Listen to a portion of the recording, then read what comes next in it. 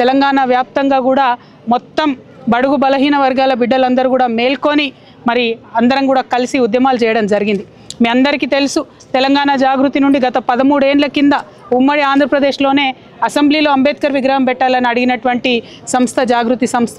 ఆ తర్వాత ఎవ్వరూ మాట్లాడినప్పుడు ఈ రాష్ట్రంలో మరి బీసీలకు మీరు కామారెడ్డిలో డిక్లరేషన్ చేసిండ్రు, 42% రిజర్వేషన్ ఇవ్వాల్సిందే అని చెప్పి ఉద్యమాన్ని పెద్ద ఎత్తున లేవనెత్తి అన్ని రాజకీయ పార్టీలని అందరినీ కూడా కలుపుకొని బీసీలలో పెద్ద నాయకులు గౌరవనీయులు కృష్ణన్న గారిని, వక్లాభరణం గారిని, అట్లానే జస్టిస్ ఈశ్వరయ్య గారిని, అట్లా ఇంకా అనేక మంది పెద్దలందరినీ కూడా కలుపుకొని వారి సలహాలు సూచనలు తీసుకొని వి ప్రకాష్ అన్న గారిని మరి ముందుకెళ్తున్న సందర్భం మీరు చూసిండ్రు.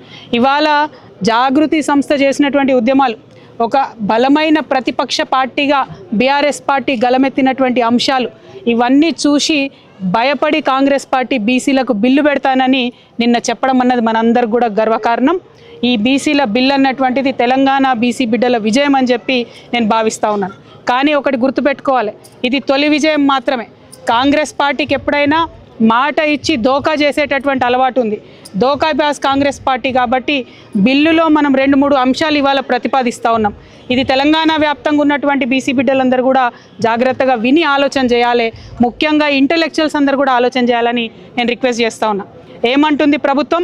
ఒకటే బిల్లు 42% పెట్టి దాన్ని కేంద్ర ప్రభుత్వానికి పంపించి చేతులు దులుపుకుంటామంటున్నారు. కానీ ఎన్నికలలో అట్లా చెప్పలే, 42% ఇస్తాం రిజర్వేషన్ అని చెప్పిండ్రు. ఇవాళ మేము ప్రపోజ్ చేసేది తెలంగాణ జాగృతి నుండి ఏంటంటే మీరు 1 కాదు 3 బిల్లులు పెట్టాలి. ఎందుకోసం 3 బిల్లులు పెట్టాలి?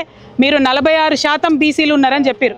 మరి 46% బీసీ ఆడబిడ్డలైనా మగబిడ్డలైనా చదువుకోవడానికి విద్యలో 46% రిజర్వేషన్లతోనే ఒక బిల్లు పెట్టాలి. రెండవది 46% మరి ఈ పిల్లలందరూ కూడా ఉద్యోగాలకు అప్లై చేస్తూ ఉంటారు కాబట్టి ఉద్యోగాలలో 46% రిజర్వేషన్తో ఇంకొక బిల్లు పెట్టాలి. పొలిటికల్గా వాస్తవానికైతే మీరు తప్పు లెక్కలు చేసినప్పటికీ వచ్చిన 46% పొలిటికల్ పెట్టాలి రిజర్వేషన్. కానీ మీరు 42 ఎన్నికలలో చెప్పిన కనీసం 42%తోనన్నా మీరు పొలిటికల్ రిజర్వేషన్ కోసం 3వ బిల్లు పెట్టాలి. ఎందుకు 3 సపరేట్ బిల్లులు పెట్టమని డిమాండ్ చేస్తూ ఉన్నామంటే మీరు ఈ బిల్లులు అన్ని అంశాలు ఒకటే బిల్లులో పెట్టి కేంద్రం మీద తోసేసి చేతులు దులుపుకుంటే మీరు కేవలం మభ్యపెట్టినట్టయితే తప్పితే ఆ వాస్తవమైనటువంటి బెనిఫిట్ బీసీ బిడ్డలకు దక్కదు. నిజంగానే బీసీలు 46% కన్నా ఎక్కువ ఉన్నారు, 52% ఉన్నారని చెప్పి ఎప్పుడో కేసీఆర్ గారు చేసిన సర్వేలో తేలింది. కానీ మీరు అది కాకుండా తప్పు లెక్కలు చేసి 46 అన్నారు. మరి 46% ఉంటే 46% మందికి విద్యలో అయితే రిజర్వేషన్ ఉండాలి కదా. ఈ విషయం స్టూడెంట్స్ అందరూ కూడా బాగా ఆలోచించాలి.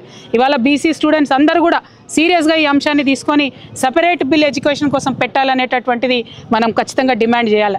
రెండవది ఎంప్లాయ్మెంట్ కోసం చూసేటటువంటి పిల్లలు మరి నిజంగానే మన జనాభా 46% ఉంటే ఎందుకు 42% ఇస్తారు? 46 ఉంటే 46 ఇవ్వాలని ఎంప్లాయ్మెంట్లో సపరేట్గా పెట్టాలని డిమాండ్ చేయాలి.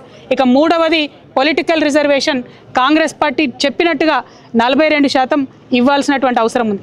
అయితే ఇందులో కూడా ఒకటే, మీరు ఇవాళ బిల్లు పెట్టి ఇమీడియట్గా నెక్స్ట్ డే నోటిఫికేషన్ ఇచ్చి మీరు ముందుకెళ్ళినట్టయితే ఎన్నికలలో అది సాధ్యపడుతుంది.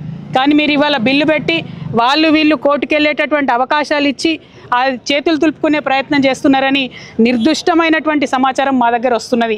కాబట్టి అలా కాకుండా మీరు పెట్టేటటువంటి బిల్లు సరిగ్గా తేలేటట్టుగా, మీరు పెట్టేటటువంటి బిల్లు బీసీలకు బెనిఫిట్ ఇచ్చేటట్టుగా, అన్ని కోర్టు పరీక్షలు పాస్ అయ్యేటట్టుగా, కేంద్ర ప్రభుత్వం మీద ఒత్తిడి తీసుకొచ్చే విధంగా, బెనిఫిట్ వచ్చే విధంగా ఉండాలని చెప్పి మేము డిమాండ్ చేస్తూ ఉన్నాం.